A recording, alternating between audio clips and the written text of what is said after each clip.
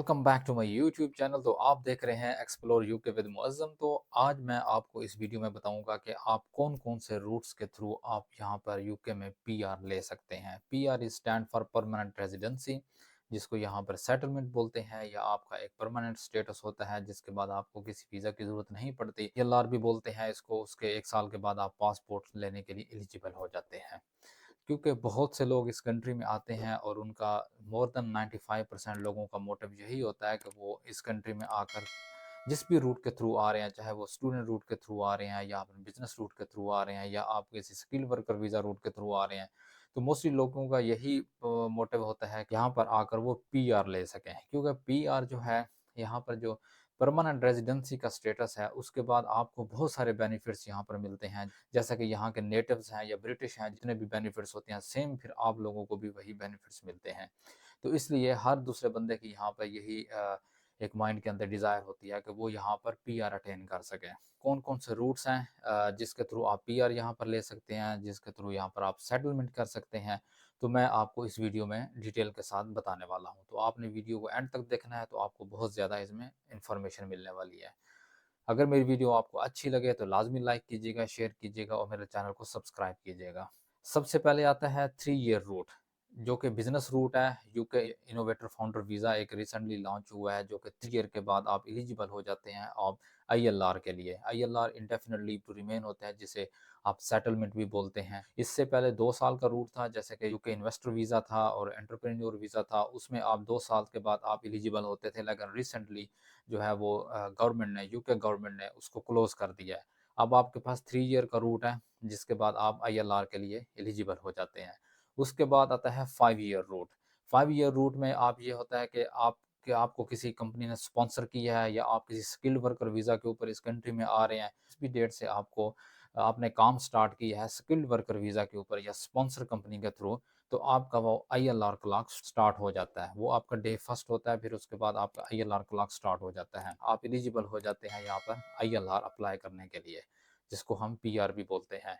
उसके 1 साल के बाद आप पासपोर्ट के लिए एलिजिबल हो जाते हैं। इसके बाद आता है अब 7 ईयर का रूट। जैसा कि यहाँ पर फैमिली के साथ यहाँ पर आते हैं, चाहे स्टूडेंट है या कोई और भी वीज़ा के ऊपर आ रहे हैं, तो लोग मोस्टली स्टूडेंट तो जिस भी वीज़ा पे आप आ रहे हो इस कंट्री में, तो वो फैमिली के साथ आते हैं। अपने जब बच्चों का पीरियड 7 ईयर इस कंट्री के अंदर हो जाता है, तो वो उसके बाद भी बच्चों की बेस के ऊपर भी वो एलिजिबल हो जाते हैं पीआर अप्लाई करने के लिए। यहाँ पर ये चीज़ क्लेम करते हैं कि इस एनवायरनमेंट के अंदर हमारे बच्चों को इतना टाइम गुजर गया है, जैसे कि 7 साल यहाँ पे इस एनवायरनमेंट के अंदर बच्चों ने गुजार लिए हैं, तो अब वो किसी और एनवायरनमेंट के अंदर एडजस्ट नहीं हो सकते। तो इसलिए इस बेस के ऊपर उनको पीआर दी जाए। जब बच्चों को पीआर मिलती है तो डेफिनेटली जो है ना वो माँ बाप को भी साथ पीआर मिल सकती है। तो इस तरीके से वो यहाँ पर सेटल हो जाते हैं। उसके बाद आता है 10 ईयर का रूट, जिसे लॉन्ग रेजिडेंसी रूट कहते हैं।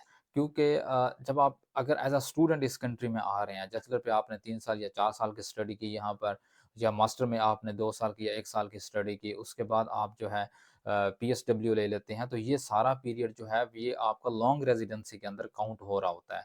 आपका 5 ईयर रूट में नहीं आते, आपका ये तमाम पीरियड जो है वो 10 ईयर जो रूट है उसके अंदर काउंट हो रहा होता है, जिसे हम लॉन्ग रेजिडेंसी रूट कहते हैं। इसमें आपका ये 10 ईयर का पीरियड लॉफुल होना चाहिए। यहाँ पर वीज़ा के बगैर आप यहाँ पर एक दिन का भी स्टे नहीं होना चाहिए इस कंट्री के अंदर। थ्रू आउट टाइम जो है 10 साल आपने यहाँ पर लीगली गुजारे होते हैं। फिर उसके बाद आता है 20 ईयर का रूट, जिसे प्राइवेट लाइफ रूट बोलते हैं। आपने 20 ईयर इस कंट्री के अंदर लॉफुली गुजारे हों, जिसके अंदर आपका इलीगल स्टेटस नहीं होना चाहिए, तब भी आप एलिजिबल हो जाते हैं आईएलआर अप्लाई करने के लिए। तो ये चंद एक रूट्स हैं, कितने कितने टाइम के अंदर आप जो है यहाँ पर पीआर अप के लिए एलिजिबल हो सकते हैं और कौन कौन से वीज़ा के ऊपर होते हैं। स्टूडेंट्स जैसे यहाँ पे अगर स्टडी वीज़ा के लिए आते हैं और वो चाहते हैं कि यहाँ पर उनकी किसी न किसी तरीके से उनकी यहाँ पर पीआर हो जाए, यहाँ पर सेटलमेंट हो जाए, तो उसके लिए यही है कि वो 3 ईयर 4 ईयर या 2 ईयर के बाद 1 ईयर के बाद आपने स्टडी कंप्लीट करते ही अपने रेलिवेंट स्टडी के जो है कंपनी फाइंड आउट करें और उस जॉब अटेंड करें और स्पॉन्सरशिप लें। जो स्पॉन्सर होता है, तो इट मीन्स के जो है वहाँ से जो आईएलआर क्लॉक है वो स्टार्ट हो जाता है, तो वो फिर उसके बाद ऑटोमेटिकली 5 ईयर रूट के ऊपर वो चले जाते हैं। आफ्टर 5 ईयर वो एलिजिबल हो जाते हैं आईएलआर अप्लाई करने के लिए। ये रूट्स है जिनके थ्रू आप यहाँ पर आईएलआर ले सकते हैं और आपको जो है यहाँ पर इजीली सेटलमेंट मिल सकती है। तो ऐसी बहुत सी इन्फॉर्मेटिव वीडियोस मैं आपके लिए बनाता हूँ जो कि आपको कहीं न कहीं ज़रूर आपको हेल्प आउट कर सकती हैं। तो मेरी वीडियो को लाइक कीजिएगा, शेयर कीजिएगा और मेरे चैनल को सब्सक्राइब कीजिएगा। Thank you for watching my video.